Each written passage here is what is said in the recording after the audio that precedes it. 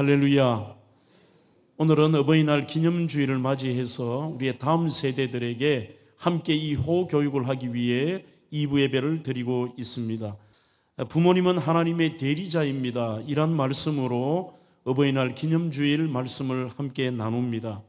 일본의 베스트셀러 작가였던 다카기 나오코가 쓴 효도할 수 있을까라고 하는 그림으로 된 책이 있습니다. 이번 우리 주일학교 어린아이들은 꼭 이 책을 부모님들이 인터넷으로 주문하시든지 아이들에게 읽히시기를 바랍니다.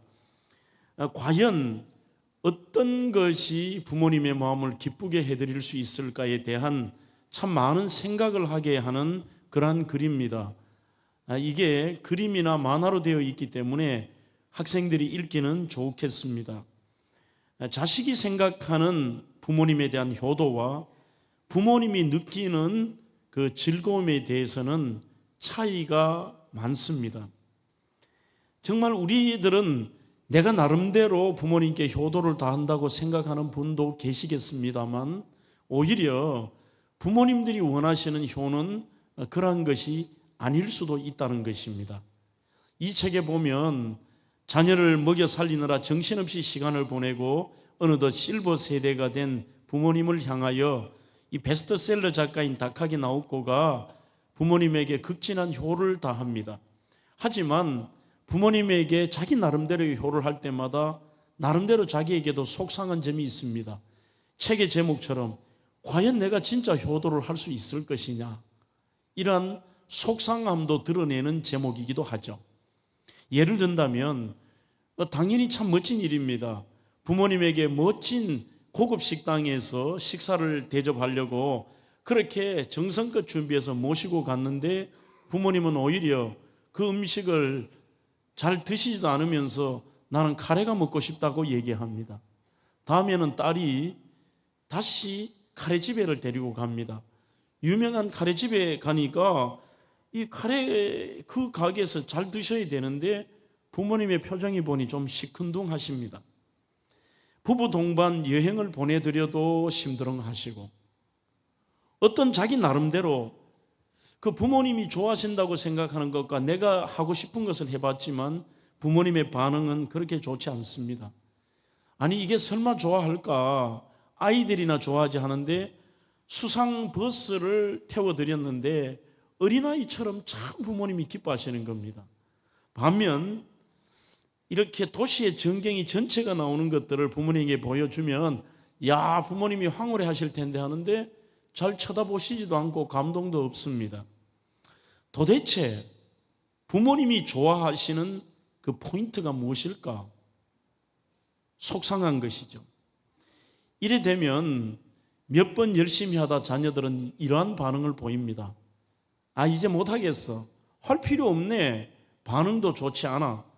심지어는 이렇게 짜증을 낼 수도 있습니다. 도대체 나보고 어떻게 하란 말이야. 그렇게도 할 수 있는데 이 책의 내용의 핵심은 이것입니다. 결국은 그렇게 시큰둥하고 반응이 좋지 않고 뭔가 맞지 않는 부모님의 문제가 아니라 정말 부모님이 좋아하시는 것과 부모님의 취향과 그 부모님의 속마음을 섬세하게 읽지 못했다는 것입니다. 알고 보니 내가 부모님을 알지 못했구나. 지금까지 미처 몰랐던 부모님의 삶이 이 눈에 들어오기 시작을 하죠. 결론은 이것입니다. 부모님은 특별한 날이나 특별한 선물을 기대하는 것이 아니라 너무나도 일상적이고 사소한 그런 작은 일들 앞에서 자녀들과 함께 하기를 원하십니다. 어떤 것보다도 부모님의 가장 큰 행복은 자녀들과 함께하는 행복, 끝까지 부모님과 함께하는 것입니다. 우리는 참으로 아무 생각 없이 당연하게 생각하며 살아왔지만 우리 다음 세대 여러분들이요, 여러분들은 어떤 의미의 이 시대는 효에 대해서 이야기를 하지 않는 것이 한국 사회의 문제고 교회의 문제이기도 합니다. 하나님께서 사람에게 주신 수많은 계명 613가지의 지키라고 하는 그런 히브리인들이 지키는 계명들 가운데서 가장 무겁고도 중요하게 우리에게 주신 계명이 바로 내 부모를 공경하라. 그리하면 너가 이 땅에서 잘되고 장수할 것이며, 오늘 그렇게 하지 못한 자에게는 하나님께서 놀라운 벌을 내실 거라는 메시지까지 출애굽기, 신명기, 그리고 신약성경 에베소에서 끊임없이 우리에게 주신 메시지이며 계명이기도 한 것입니다. 우리는 이 땅의 아버지 어머니의 그 어떤 것으로도 갚을 길 없는 은혜를 입고 여기까지 달려왔습니다. 조금이라도 그 은혜를 마음에 담고 살아가는 사람은 닭하기 나웃꽃처럼 작지만 과연 정말 포기하지 않고 이 부모님의 기쁨을 드리고 끝까지 함께하며 부모님을 섬기는 것이 참된 그리스도인의 자세고, 그것이 하나님이 우리에게 원하시는 가장 큰 계명인 것입니다. 심지어 마틴 루터 종교개혁가는 부모 공경은 인생의 가장 큰 도덕률인 동시에 참 멋진 말입니다. 신앙 고백이라고 얘기합니다. 내가 부모에게 효도를 다하는 것은 내가 하나님을 얼마나 사랑하고 하나님이 어떤 분이시라는 것을 고백하는 것이다. 심지어 오늘 설교의 제목처럼 이 마틴 루터는 부모님은 이 땅에 하나님이 세우신 부모님은 하나님의 대리자라, 이렇게 말씀하고 있는 것입니다. 우리 청소년들이 부모님을 함부로 대한다면 여러분들이 아무리 주일날 예배를 드리고 신앙생활을 해도 그것은 바로 하나님을 무시하는 행동이고 우리의 고백인 것입니다.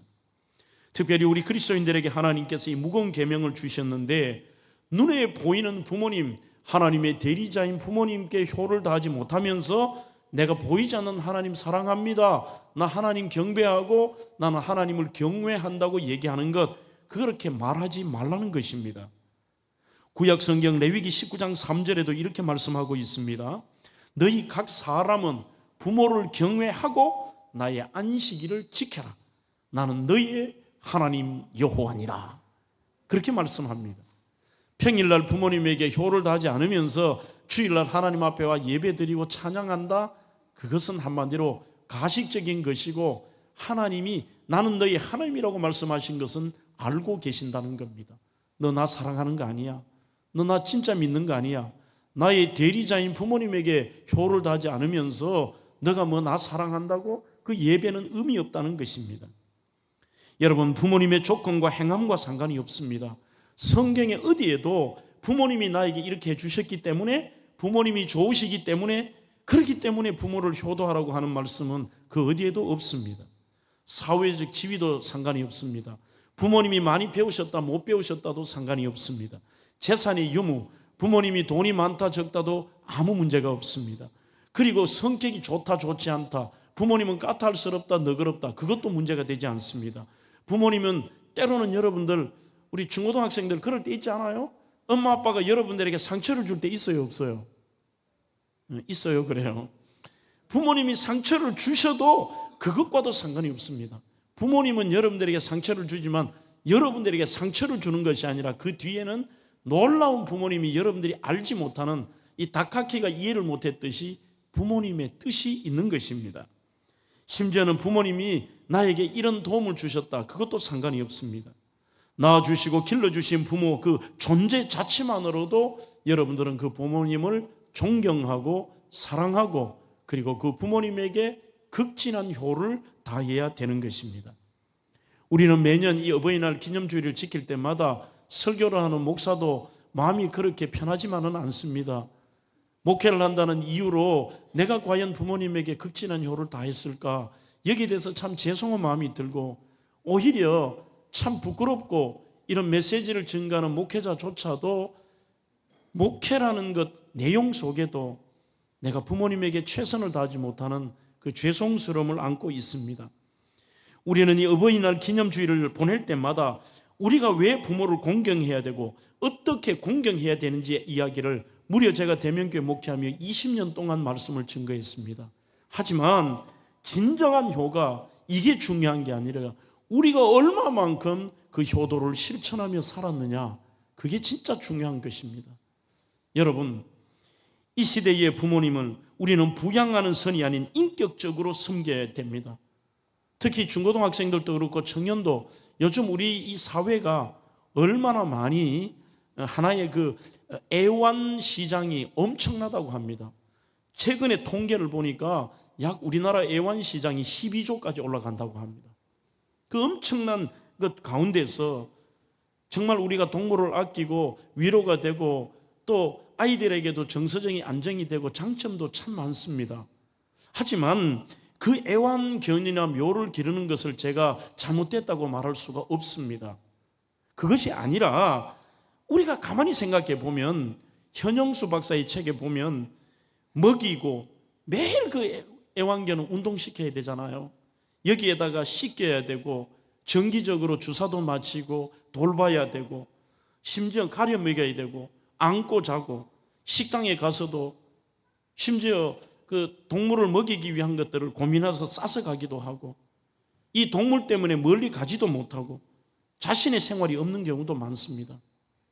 그러면서 이 현영수 박사는 이분은 제가 미국에서 공부하는 학교의 제 선배인데 이분이 근거를 가지고 통계를 내었는데 현재 대한민국에서 애완견보다도 못한 취급을 받는 부모의 숫자가 약 130만 명 정도 된다라고 그렇게 통계를 내고 있습니다. 정말 이것은 우리가 직설적인 이 표현을 한다면 하나님의 대리자인 부모님을 동물보다도 더 신경을 쓰지 않는 이런 안타까운 시대가 되지 않았나 그런 마음을 가져봅니다. 카네이션 한 송이, 식사 한 끼, 성물, 용돈으로 내 할 일을 다한 것으로 생각하지 마십시오. 그래서 현영수 박사는 효에 대한 책을 쓰면서 우리 그리스도인들에게는 부모님에 대한 효도는 어버이날 하루가 아니라 평상시 최선을 다한다는 이 두 가지 단어를 머리에 새기고 있어야 된다는 것입니다. 늘 평상시에. 그리고 애완견과 비유하는 정도가 아니라 내 삶 속에서 부모님이 살아계실 때에 최선을 다해서 그 부모님을 섬기는 것이 그리스도인의 도리고 우리 그리스도인 청년과 청소년들과 어린아이들이 당연한 사명입니다. 친구 따라가지 마십시오. 세상 보지 마십시오. 우리는 중요한 것은 삶의 잣대는 우리의 캐논이 되는 하나님의 말씀인 것입니다.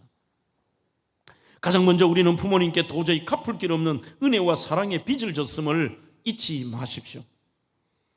무슨 빚을 졌느냐? 이렇게 여러분들이 반문을 할지도 모릅니다. 세상에 태어난 모든 자녀들은 부모님에게 생명의 빚을 졌습니다.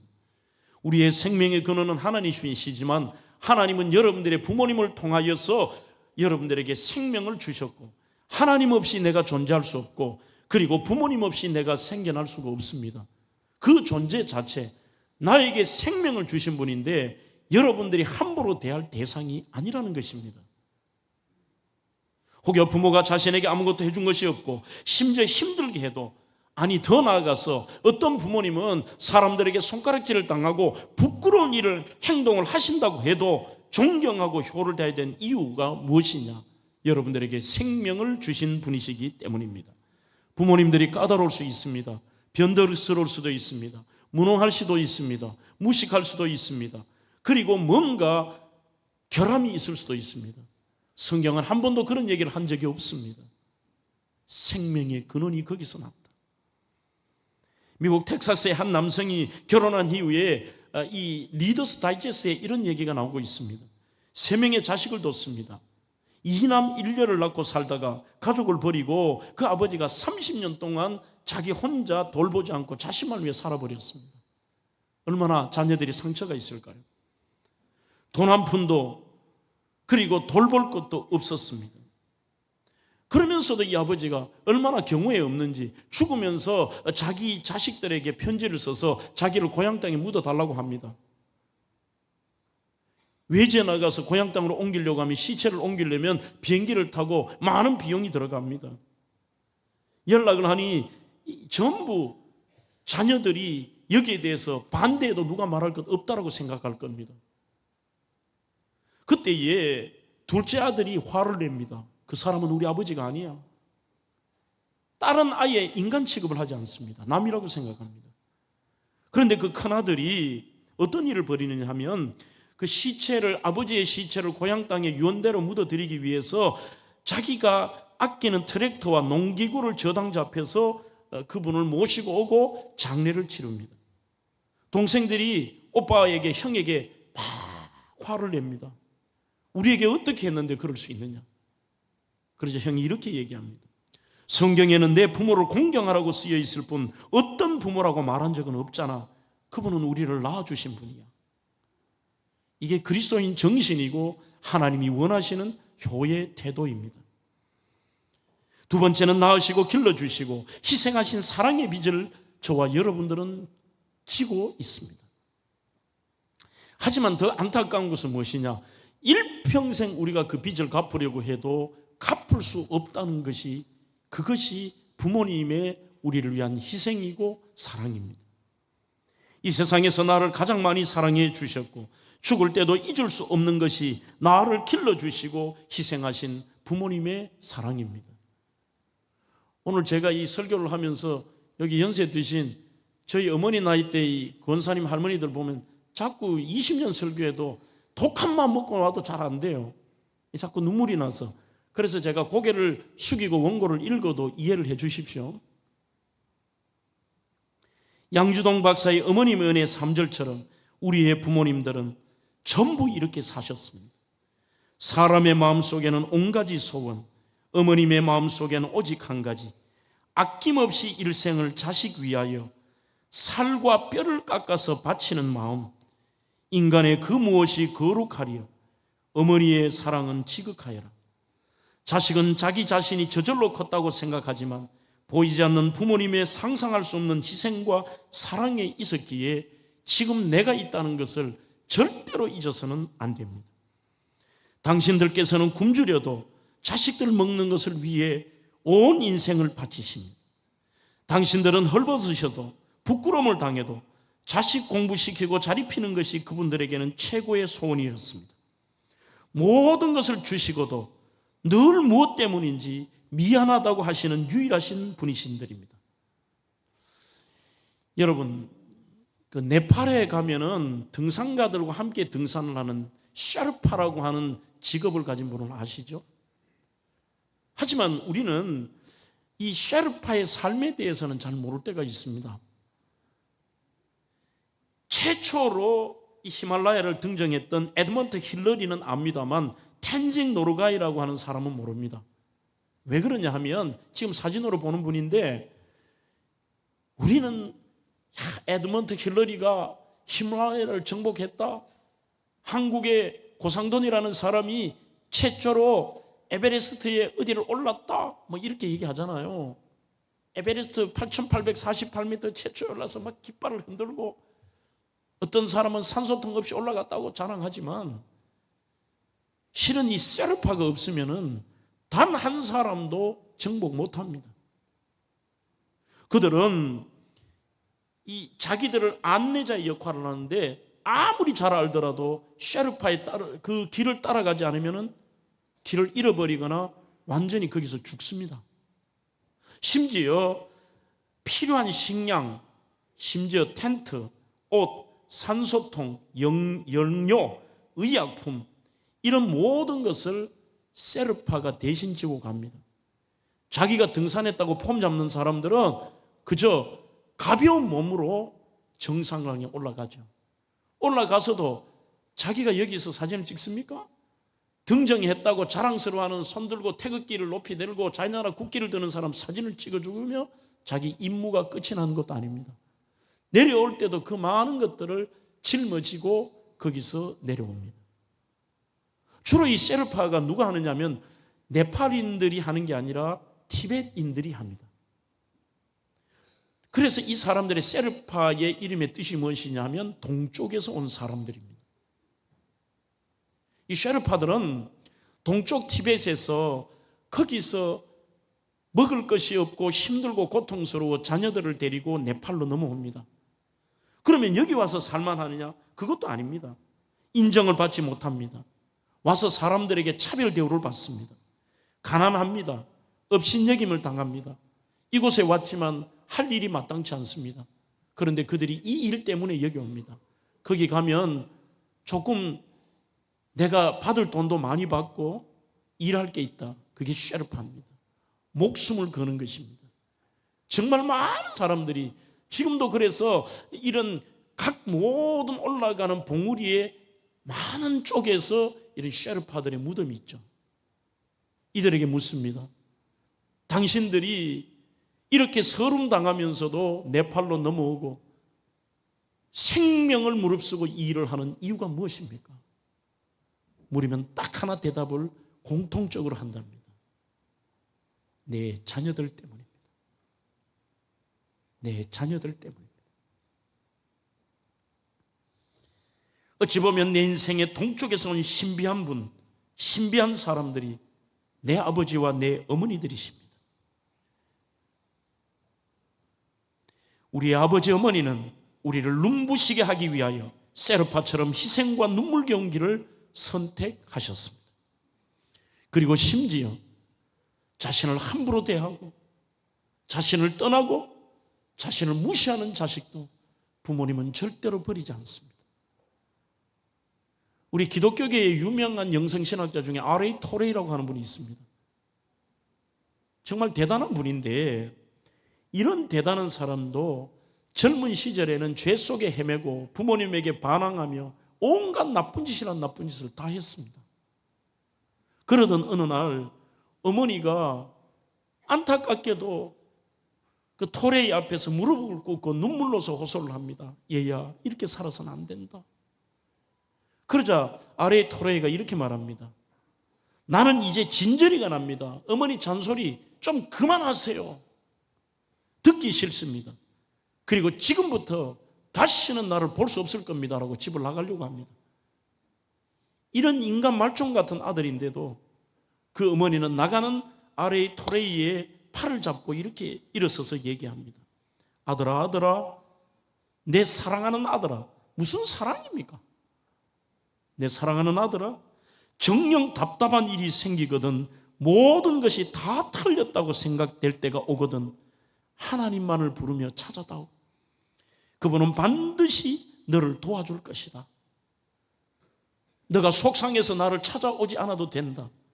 그러나 정말 고통스럽고 안 될 때, 틀렸다고 생각할 때 하나님만을 찾아라. 이것이 나의 마지막 말이다. 사랑한다. 그리고 가요. R.A. 토레이의 책에 보면 그때의 그 어머니의 장면이 자기가 나중에 죽게로 돌아오는 계기가 된 것입니다. 잔 웨슬리의 어머니 수산나도 마찬가지입니다. 이 잔 웨슬리가 어릴 때 어머니를 보면 똑같은 것을 자기 동생이 20번을 묻는데도 끝까지 화를 내지 않고 어머니가 끝까지 대답하더래요. 아기들 어릴 때 보면 똑같은 질문 많이 하잖아요. 엄마 이게 뭐야? 이거야. 엄마 이게 왜 그래? 아 이런 거야. 엄마 이게 또 왜 그래? 20번을 화를 내지 않고 대답해요. 하지만 여러분들 부모님들이 연세가 드셔서 같은 이야기를 두세 번만 하면 어떻게 반응하십니까? 엄마 그 얘기 했다. 그러잖아요. 어머니가 그러시고 싶어 그러세요?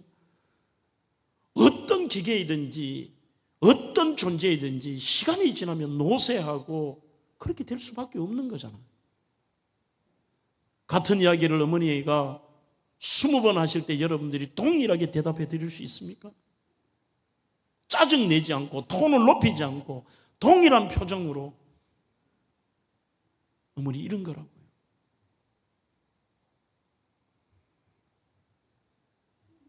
하나님께서는 부모님께 불효하는 것을 배망덕한 상상할 수 없는 큰 죄로 여기고 계십니다. 그래서 조금은 입에 담지 못하는 강력한 이런 주님께서 진노를 말씀하신 이유는 그만큼 부모 효도라는 것이 얼마나 중요한 거라는 것을 우리에게 말씀하고 있습니다.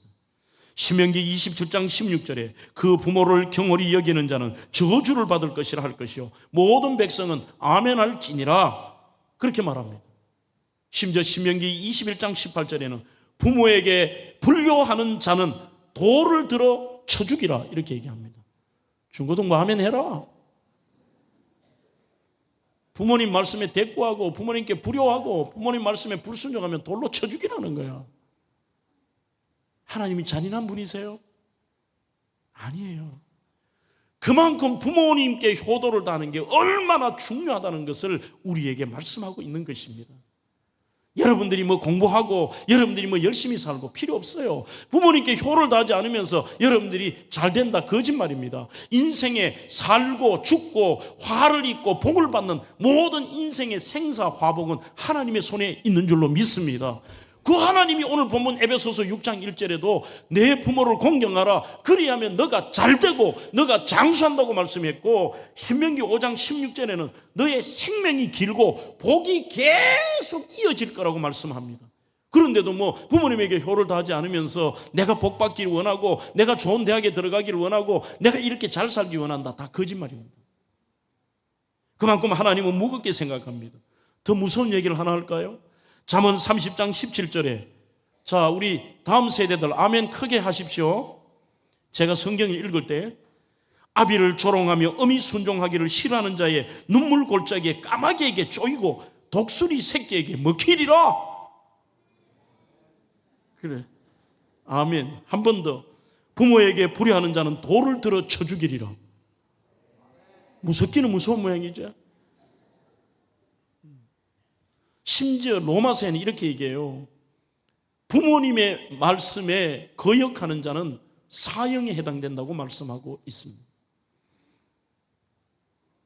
사랑하는 다음 세대 우리 믿음의 청소년과 청년 여러분들, 그리고 성도 여러분, 우리는 부모님의 하늘 같은 은혜를 절대로 잊어서는 안 됩니다. 부모님으로 말미암아 세상에 왔고 부모님 때문에 이 넓은 우주 속에 내가 있습니다. 이렇게 우리가 살아가는 출발과 근원은 하나님 아버지와 부모님 때문입니다. 진자리 마른자리 골라가며 핏덩어리를 인간되게 하신 분이십니다. 당신들은 괴로울지라도 절대로 자식 힘든 것을 볼 수 없는 유일한 분이십니다. 그리고 여러분, 우리는 때가 정해서 일주일에 한 번 전화 한 통 하는 것이 효라고 생각합니다. 그리스도인들은 그래서는 되지 않습니다. 부모님들은 10번을 봐도 또 자식을 그리워하는 것이 우리의 부모님들입니다. 늘 한결같이 보고 싶어하는 유일한 분입니다. 여러분들의 친구들도, 심지어 여러분들의 배우자도, 여러분들의 주변에 있는 사람들, 자신의 이득에 따라서 속상하면 원수보다 못할 때도 있습니다. 그러나 부모님은 예외가 아닙니다. 자식이 어떤 모습으로 있든지 그 자식을 보고 또 보고 싶고 자주 봐도 그리워하는 유일한 존재가 부모님이십니다. 세상 사람들은 여러분들을 무시하고 모자란다 하고 부족하다 하고 손가락질을 해도 끝까지 소중하게 생각하는 유일한 분이십니다.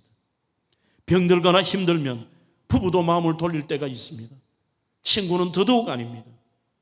심지어 자식이 병들 때, 힘들 때에 그 자식의 고통과 병을 당신들에게 달라고, 돌려달라고 하나님께 기도하시는 유일한 분이십니다. 그리고 여러분들이 고통스러워 울면 겉으로는 여러분들이 힘들까 봐 울지 않으시지만 속으로는 여러분들보다 더 크게 우시는 유일한 분들이십니다. 그리고 여러분들이 웃으면 여러분들보다 더 행복해 하시는 유일한 분들이십니다. 어떤 의미에서 나보다 나를 더 걱정하시는 이 세상의 유일한 존재가 부모님이십니다. 지금은 우리는 신사가 되고 무슨 폼 잡는 숙녀가 되고 여러분들은 정상적인 사람들처럼 보이지만 지금도 우리는 여전히 부모님의 애간장을 녹이며 그분들의 뼈와 살을 깔아먹으며 살아가고 있습니다. 이 은혜를 과연 무엇과 비교할 수 있으며 무엇으로 갚을 수 있겠습니까? 부모님의 하늘 같은 은혜를 받고 자랐으면서 부모를 함부로 가볍게 대하고 불의하는 자, 이것은 인간이 되기를 포기한 자로 봐야 합니다. 그러면 오늘 우리의 다음 세대들이 있기 때문에 한 번 더 부모 공경하는 방법을 구체적으로 말씀을 드리겠습니다. 첫째, 부모님의 말씀에 절대적인 순종을 하십시오. 오늘 본문 6장 1절입니다. 자녀들아 너희 부모를 주 안에서 순종하라고 말씀하고 있습니다. 그런데 그 순종이라는 것이 선택사항이 아닙니다. 원문 헬라어에는 복종이라는 단어로 쓰고 있습니다. 무조건적인 순종입니다. 골로새 3장 20절에도 이렇게 말씀합니다. 자녀들아 모든 일에 어떤 것은 되고 어떤 것은 엄마가 몰라 아빠가 몰라가 아닙니다. 모든 일에 부모에게 순종하라. 이는 주 안에서 기쁘게 하는 것이니라. 두 가지 의미입니다. 하나님을 기쁘게 하는 것이고 부모님을 기쁘게 하는 것입니다. 조금 전에 인용한 바이올라의 현영수 박사는 자녀의 효도교육 이렇게 시켜라고 하는 책에서 구체적으로 우리 다음 세대들에게 방법을 가르쳐주고 있습니다. 순종은 부모의 권위를 인정하는 표시요 부모님의 희생과 사랑에 대한 감사의 표현이라고 말씀하고 있습니다. 그래서 그 복종하는 태도도 중요하다는 것이죠. 여러분들 복종하는데 여러분들이 건방지거나 태도가 잘못되면 안 되겠죠.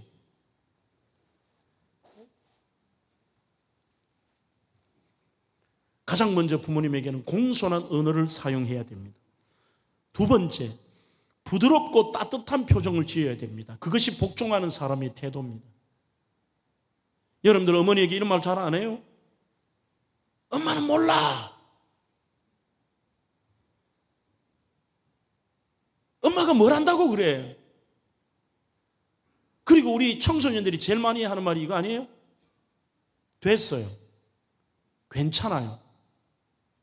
이 말은 어른 여러분들이 오해하지 마십시오. 전 세대의 괜찮아요는 겸손한 말이고 진짜 괜찮은 이게 말하는 겁니다. 겸손한 표현인데 요즘 아이들은 그게 아닙니다. 요즘 아이들의 괜찮아요는 싫다는 뜻입니다.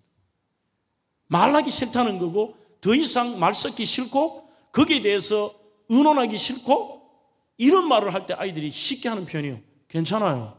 표정도 아주 몸이 건조한 표정과 인상 쓰는 표정. 괜찮아요. 밥 줄까? 괜찮아요. 이거 할래? 괜찮아요. 어디 같이 갈래? 괜찮아요. 이거 전부 싫다는 거예요. 맞지?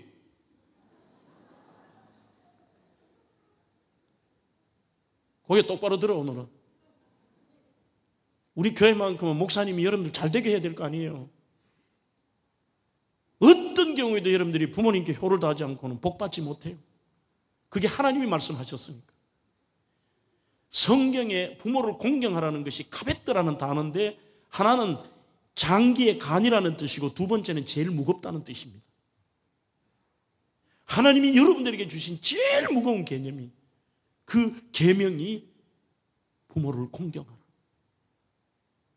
절대로 여러분들 어떤 경우에도 톤을 높이지 마세요. 화내지 마세요. 그건 하나님께 화를 내는 거예요. 공손하게. 네. 부드럽고 따뜻한 표정. 자신의 생각에 맞지 않을지라도 하나님은 그 이유가 아니라 골로새 3장 20절에 모든 일이라고 되어 있습니다. 귀를 열고 마음을 열고 들으십시오. 요즘은 안 들으려고 해요. 부모님이 내 듣고 싶은 것만 듣고 싶지 않은 것은 부모님 눈을 피하고 앉아서 딴짓해요. 딴 생각하고 전화기 만지고. 부모 여러분들이요, 이런 중고등학생이 있으면 저에게 신고하기를 간절히 바랍니다. 여러분들의 뜻에 맞지 않을지라도 부모님을 쳐다봐야 돼. 편안한 얼굴로. 그리고 그분들의 말씀을 청종해야 돼요. 들어야 됩니다. 네, 알겠습니다. 한번 따라하겠습니다. 우리 다음 세대들. 하나님께 하듯. 큰 소리를 안 하나? 하나님께 하듯 부모님을 대합니다. 내 앞에 부모님은 하나님의 대리자입니다. 오늘 설교의 제목처럼. 함부로 말하거나 함부로 표정. 안 됩니다. 이 카베드라고 하는 공경의 뜻은 크게 5가지의 뜻입니다. 첫째, 존경한다는 뜻입니다. 두 번째, 영광되게 한다는 것입니다. 세 번째, 부모님을 업신여기지 않는다는 것입니다. 네 번째는 무겁다는 뜻입니다. 다섯 번째는 존귀하다는 뜻입니다. 유대인들의 자녀 교육법이 있습니다. 유대인들이 여러분들 머리가 좋아서 세계를 지배하는 줄 아십니까? 아닙니다. 유대인들은 교육에 있습니다. 하나님에 대한 교육과 부모님에 대한 교육. 이들은 5살이 되면 레위기부터 가르칩니다. 레위기를 가르치고 성경을 연구를 하고 10살이 되면 미시나를 연구시킵니다.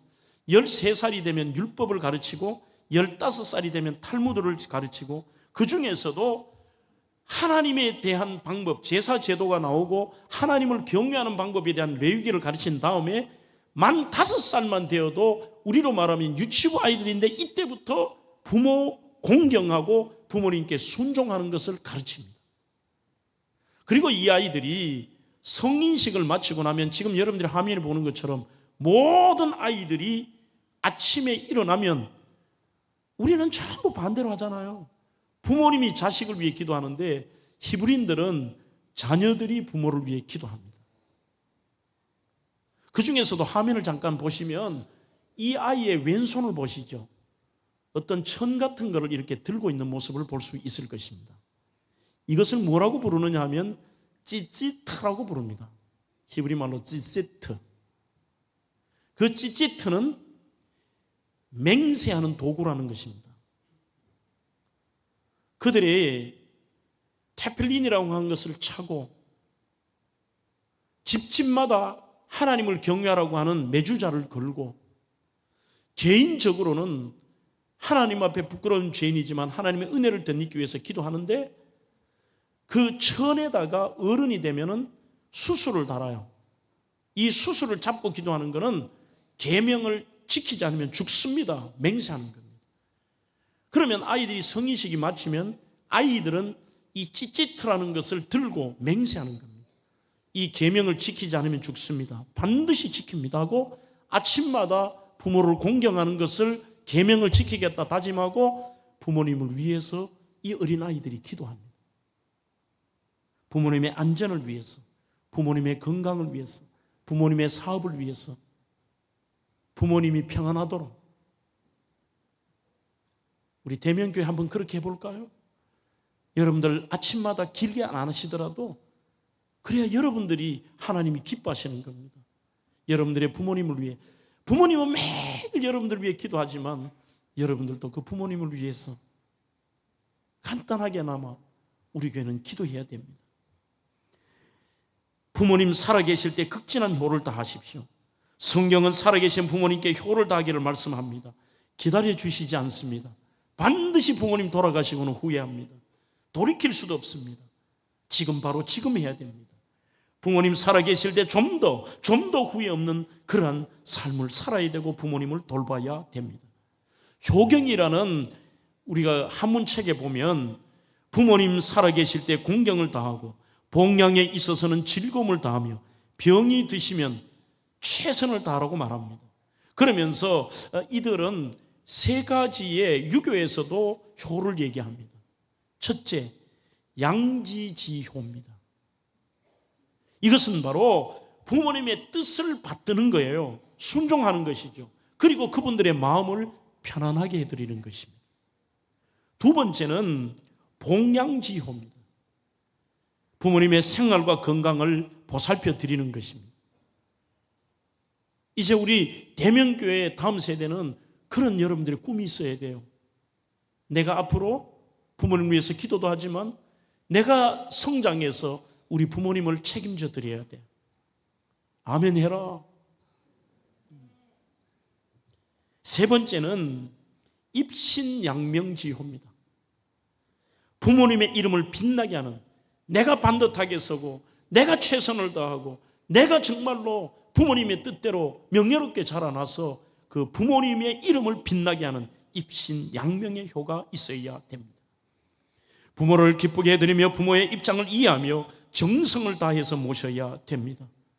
그리고 조금 전에 인용한 드린 대로 일방적인 것이 아니라 오늘 제 설교는 일관성이 있습니다. 오늘 일본의 그 효도 어떻게 할까요? 라는 책의 저자처럼 동일한 얘기는 뭐예요? 부모님의 마음을 편안하게 해드려야 됩니다. 일방적인 내가 하는 것이 아닙니다. 내가 부모님에게 효를 다해도 그분들이 마음이 편안하게 받으실 수 있도록. 그런 측면에 저는 이 대구 경산 지역에 있는 이 팜나무가 요즘 참 많이 늘어났습니다. 너무 행복하고 좋습니다. 좀 그것을 볼 때마다 오늘 제 설교를 듣는 성도 여러분들과 우리의 다음 세대들이 부모님을 한 번 더 생각하면 좋겠고 내가 부모를 어떻게 섬겨야 되느냐를 결심하십시오. 이것은 실제 있었던 조선시대의 사건입니다. 조선시대 때 이름까지 나와 있습니다. 건재라고 하는 사람인데 이 나무꾼이었습니다. 그 나무꾼이 늙은 노모를 모시고 사시는데 이 늙은 노모께서 조금의 치매기도 있으시면서 몸도 쇠약해지셨고 눈이 많이 희미해지셨습니다.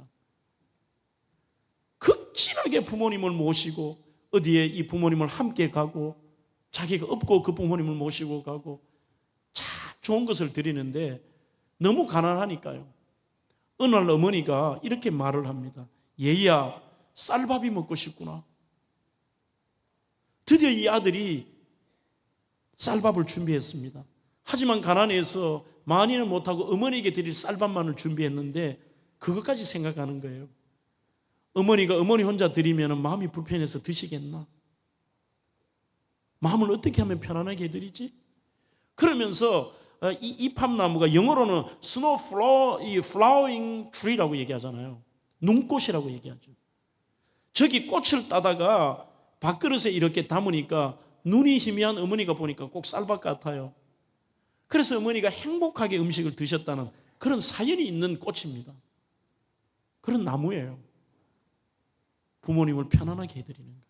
우리의 표정으로도, 여러분들의 말 한마디도, 여러분들의 행동과 여러분들이 부모님이 어떻게 생각하실까? 그것이 진정한 효입니다. 잠언 23장 25절에도 내 부모를 즐겁게 하며 너 낳은 어미를 기쁘게 하라고 말씀합니다. 리버의 제5계명에도 부모를 정성을 다해 모시는 여러 가지의 방법을 소개하고 있습니다. 자, 이제 주일학교 오늘 여러분들에게 자녀의 효도교육 이렇게 시키라는 책에서 말하는 방법을 한 번 더 설명합니다. 첫째, 아침 저녁으로 문안 인사를 드린다. 같이 살고 있으니까. 만약에 여러분들이 대학생이 되셔서 어디 가면은 꼭 전화를 드리십시오. 두 번째, 앞으로 여러분들 기분 나쁘면 대답 안 하잖아. 가만히 있잖아. 대답을 잘하고 말씀을 잘 들어드려야 됩니다. 자, 지금부터 제가 하는 말에 전부 아멘으로 대답하세요. 아침 저녁으로 문안 인사를 드린다. 대답을 잘하고 말씀을 잘 들어드린다. 표정을 밝게 한다. 지금도 밝게 해라. 그렇지, 밝게. 궁금증을 풀어드린다. 엄마는 몰라도 돼. 이거 안 되는 거예요. 10번이라도 답해드리세요. 근심 걱정을 없애드린다. 너 게임 좀 그만해 하면 근심 걱정이 뭐예요? 엄마의 근심이야. 아빠의 근심이야. 안 해야 돼. 아멘 해라. 오케이. 용돈을 드린다. 이거는 여러분들 크시거든 그렇게 하세요. 꼭. 맛있는 음식을 해드린다. 마음에 들어하는 물건을 사드린다. 많이 터치한다. 초등학교 5학년만 되면 엄마가 손잡으면 씩 빼잖아. 엄마를 많이 안아드리고 손도 잡고 그렇게 해야 돼요. 친구를 만나게 해드린다. 이것은 우리 어르신들을 모시는 젊은 세대뿐만이 아니라 우리 많은 자녀들입니다. 연세가 드시고 다 돌아가시고 주변이 외롭습니다. 없습니다. 몇몇 남은 친구분들, 주변의 지인들을 많이 만나게 해드리세요. 부모님 돌아가신 후에도 그 뜻을 기리며 부모님의 뜻대로 사는 겁니다. 조금 전에 설명했습니다. 부모님을 위해 매일 기도한다. 부모님께 함께 있는 시간을 자주 가진다. 그 다음에 이거는 우리 학생들이 해당이 아니고요. 부모님을 위해 주일 헌금을 준비해 드린다. 참 예쁜 것 같아요. 어머니 이걸로 헌금하십시오. 부모님께 신앙의 테이프나 영상을 틀어드린다. 부모님과 함께 밖으로 갈 수 있는 시간을 자주 마련한다. 이런 여러 가지들을 설명하고 있습니다. 이제 말씀을 맺으려고 합니다. 여러분, 부모님의 이러한 우리가 잘 섬기고 순종하는 공경하는 방법 중에 가장 큰 기쁨이 있습니다. 그것은 바로 우리가 믿음 생활 잘하는 것입니다. 이것은 모든 예수 믿는 부모님의 가장 큰 기쁨입니다. 열왕기상 2장 2절로 3절에 보면 다윗의 유언이 나와 있습니다. 다윗이 아들에게 이렇게 말합니다. 아들아, 아들아, 내가 이제 세상 모든 사람의 길로 가게 되었노니 죽는다는 뜻입니다. 너는 힘써 대장부가 되고 너의 하나님 여호와의 명을 지켜 그 길로 행하여 그 법률과 계명과 율례와 증거를 모세의 율법에 기록된 대로 지키라. 그리하면 너가 무엇을 하든지 어디로 가든지 형통할지니라. 하나님 잘 섬겨라. 믿음 생활 잘해라.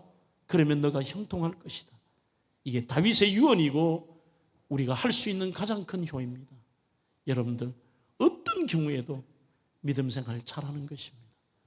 저는 시대가 효에 대한 이야기를 하지 않고 학교의 교육도 오늘 이 국가에서도 하지 않지만 하나님의 뜻은 내 부모를 공경하고 극진한 효를 다하는 것입니다. 저는 우리 대명교회가 어린아이들도 청소년도 청년들도 우리의 믿음의 집사님들도 이 시대 하나님이 기뻐하시는 부모를 공경함으로 통하여 여러분들이 이 땅에서 잘 되고 장수하시기를 주의 이름으로 축원합니다.